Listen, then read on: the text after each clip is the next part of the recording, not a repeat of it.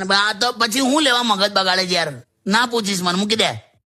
અરે શું હું થયું? તારી કાકીનો ફોન હતો, તે કેમ અહીંયા ના કર્યો? પર્સનલ કર્યો હતો ને. હું છે હા કઈ નહીં, એટલે શું કહેતા હતા? એટલા પેલો સંવૈધાનિક સવાલ કે શું બનાવવું એમ. અરે મેં તો કીધું પનીર ટીકા મસાલા બનાય, ડ્રાય મંચુરિયન બનાય, ફ્રાઈડ રાઈસ બનાય, આલુ પરોઠા. તો પછી એને ફ્રીજ ખોલીને જોયું તો મને કે એક દૂધી છે ને એ સુકાયા કરે છે, તો બનાવી દઉં છું. તો મેં કહું પછી પૂછે છે હું લેવા યાર. તમારે કઈ ઝઘડો કઈ વાતે થાય? કોને? તમારે ઝઘડા માટે ટોપિક થોડો જોઈએ, ખાલી હસબન્ડ જોઈએ લા.